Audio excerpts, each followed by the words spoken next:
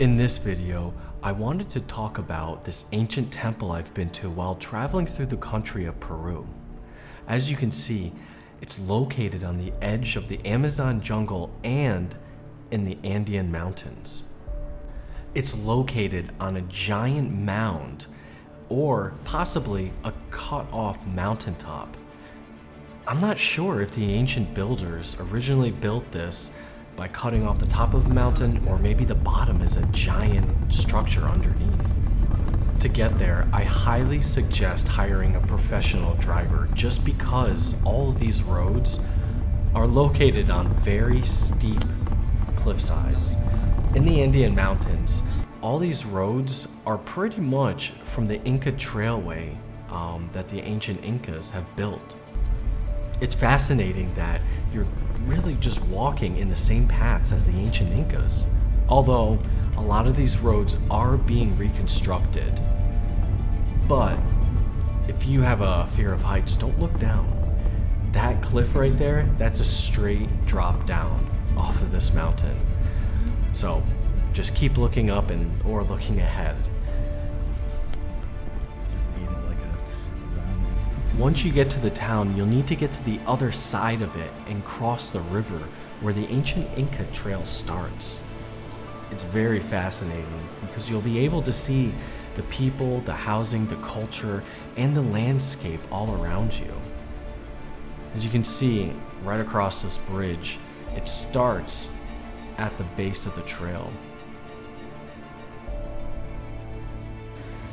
It's quite an experience hiking through the Andean mountains and Amazon jungle. This area is at a higher altitude than most places. Located at 1,450 meters or 4,760 feet high in elevation, it's just a bit lower than the ancient city of Cusco, being 3,400 meters or 11,000 feet. Vilcabamba is a pretty large archaeological site. It has 3 sites in one: Yoracrumi, Vitcos Rosas Bata, and Choquequirao. It is possible to become a little bit tired while hiking through Peru. I mean, just because of the high altitude, it's pretty reasonable. It feels like you have to grasp for more air, but it was well worth it. As soon as you get to the top part, you can see the whole ancient site of Vitco. Vitcos was founded in 1450 by the Incas, but I believe it may have been much older. The Inca legend goes that they normally build on top of ancient sites that have been settled there by their gods. They say that their ancestors are their gods, so a lot of the time the Inca legend refers to, founded by our ancestors. And it goes that the ancient Incas. A lot of sites have been built by them, but most have been reused. You can see all these ancient blocks here. A lot of them look out of place, but the doorways are still almost intact. This place was a site of Inca nobles and a ceremonial center of the Inca state. It's said that this was the very last stronghold, temple, or ancient site of the Incas. It's hard to imagine what all of this may have looked like during antiquity. Just because of Reconstruction, the blocks that you see here are very crude. The crew that's been reconstructing this have to dig up all these stones and see if it fit piece by piece. Of course, a lot of them seem out of place, but if there's a corner piece to a door or one of these altars or false doors, then it could have fit because it was in that certain area. Let's say you have a large rectangular block. This is obvious for top part of one of those altars or false doors. It is a privilege to be able to travel to these ancient sites, but it's also a privilege to use the effort to research and look for things that people may not have seen hidden in plain sight. While I was walking through this doorway, I saw something very peculiar. This is a picture on top of Vitcos looking at the path from where I came from. The large mound or small mountain from where I walked from almost looks like a man-made giant mound or a step pyramid. Let me highlight this for you. You can see there are slants to it that goes upward to a flat base and then slanted upward again, just like a step pyramid from Egypt.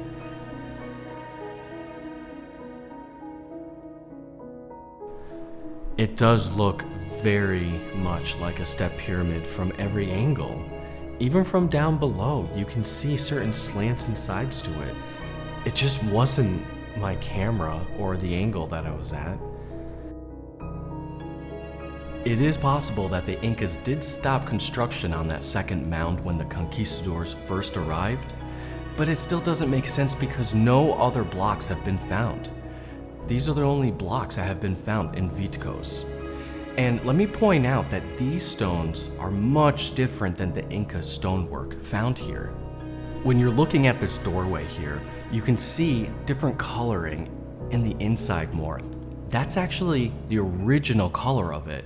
This stone is actually rose granite, which is a very special and different type of granite.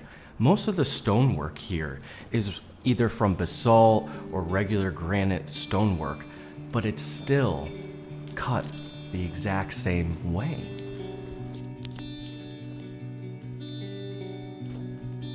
For over 400 years, or since 1572, since the Spanish forces invaded Vitcos and laid it in ruins, the Amazon jungle has been growing over it for years. There hasn't been any close settlements nearby except the surviving Inca tribes. Ever since its rediscovery in 1911, and then its reconstruction in the 1980s, there's always been debates whether this could be a much older site that the Incas built on top of, or the Incas knew a special knowledge of how to shape these rocks and move these rocks. Is the ancient temple of Vitcos made by the Incas sitting on top of a much ancient structure formed by a much earlier civilization? Could this ancient place be from the antediluvian period where giant megaliths were made? Or could this type of stone masonry be from a lost knowledge that was passed down through generations until it was lost to the perils of time? We may never know these answers unless we research and dig further into our history to try to discover our true origins.